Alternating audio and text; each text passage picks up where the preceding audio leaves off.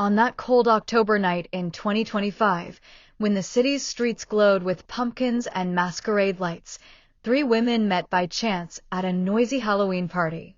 Marina, a 35-year-old artist with long chestnut hair, arrived dressed as a witch, broom in hand and a smile hiding her recent loneliness after a breakup with her girlfriend.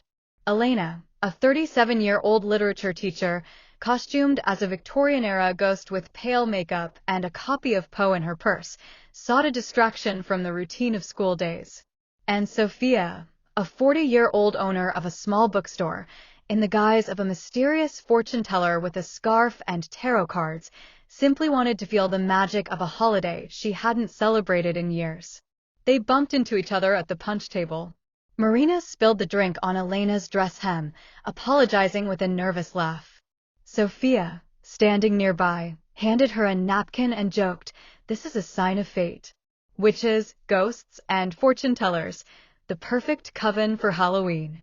Laughter broke the awkwardness, and the conversation flowed easily. They chatted about favorite horror movies, how childhood fears turn into adult memories, and why autumn always carries a touch of mystery. The party buzzed around them, but they seemed to create their own little circle, shielded from the noise. When the music grew too loud, Sophia suggested, "How about we continue at my place? I have candles, old ghost story books, and hot tea. No crowds, just us and some mysticism." Marina and Elena agreed without hesitation. They walked through the dark streets, lit by skull-shaped lanterns, sharing funny life stories.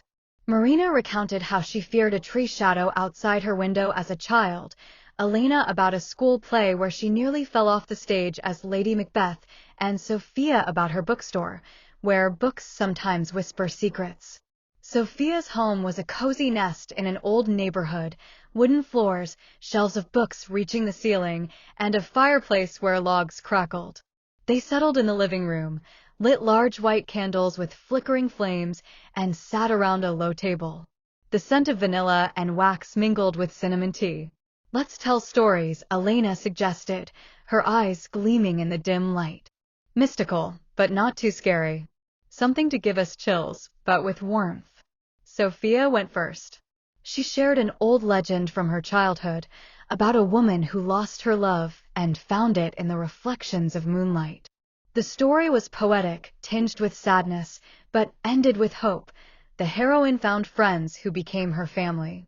Marina listened, holding her breath, while Elena nodded, recognizing her own emotions in the words.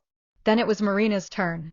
She told of a ghost in an abandoned house where she sketched, a shadow that whispered inspiration, helping her overcome a creative block. "Maybe ghosts are our unspoken desires," she added thoughtfully. Elena closed the circle with a story from a book, about three sisters bound by a friendship spell that grew into something more. They laughed at the plot twists, interrupting with jokes. "What if we're those sisters?" Marina giggled. "Modern-day witches."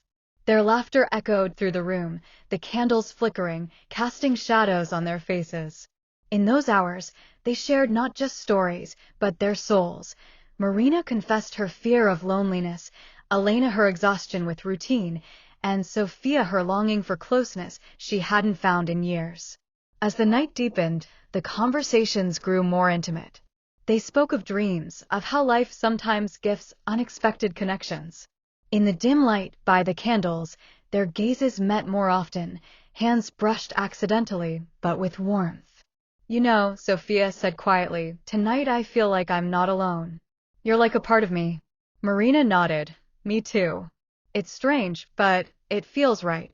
Elena smiled. "We found each other this night. Let's not lose it." By morning, they fell asleep on the couch, wrapped in blankets, with a sense of new closeness. Halloween marked the beginning. In the following days, they met often, strolling through parks where leaves rustled underfoot, drinking coffee in Sophia's shop, painting together with Marina. Their friendship blossomed into love, quiet, deep, and shared among the three. They became a trio, each complementing the others. Marina brought creativity, Elena wisdom, and Sophia warmth. They spent evenings by candlelight, sharing stories, laughing at small troubles, supporting each other through hardships. Their love was like those mystical tales, an invisible thread binding their hearts. They traveled together, to mountains where the wind whispered, to cities with ancient castles. At 35, 37, and 40, they found what they hadn't expected, a family of 3 souls. And every Halloween, they returned to that night, lighting candles and thanking fate for their meeting.